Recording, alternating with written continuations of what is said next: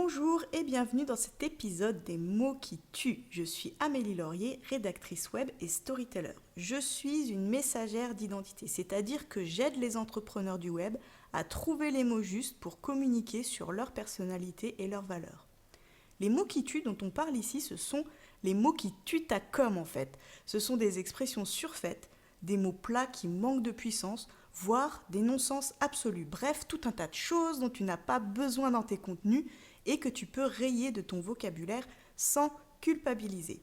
Aujourd'hui, on va évoquer un de ces mots ou expressions qui tuent et on va voir comment le remplacer par quelque chose de beaucoup plus pertinent. Dans cet épisode, on s'attaque au mot « très ». On l'utilise plutôt fréquemment à l'oral pour accentuer une caractéristique.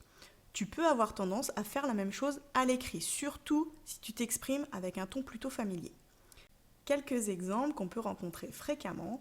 Je suis très contente de vous retrouver pour commander, s'inscrire, c'est très simple, il suffit de.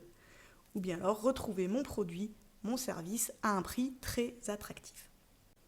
Pourquoi très est un mot qui tue? Tout simplement parce que si tu ressens le besoin d'utiliser le mot très, c'est souvent signe que la proposition qui suit, elle n'est pas attirante en soi.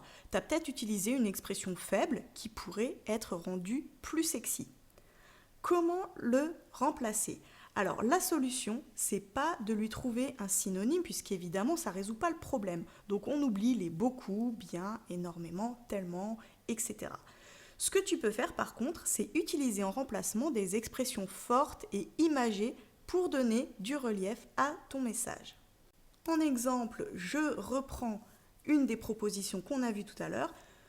Succomber pour mon produit, mon service à un prix très attractif, ça peut donner succomber pour mon produit, mon service, sans sacrifier votre PEL. Ou bien alors, sans vous condamner à manger des pâtes au beurre pour les 6 prochains mois. Là, c'est vraiment frappant. On apporte quelque chose en plus, on joue avec un brin d'humour et ça sonne beaucoup mieux. Petite astuce bonus ici, je me suis aussi séparée du mot prix qui peut provoquer une vraie réticence à la vente chez le lecteur. Toi aussi, fais le test. Tu vas évidemment pas passer des heures à checker tous tes articles de blog, mais jette un œil sur ton à-propos, sur ta page d'accueil ou sur une de tes pages de vente. Si tu vois le mot très, envisage une façon créative de le remplacer par un message beaucoup plus impactant.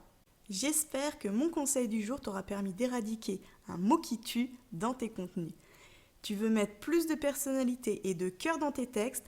Ma vision de la rédaction web, c'est mieux que des mots, c'est une histoire. Je te dévoile tout ça sur mon site améliorable.com. En 2 mots, à bientôt!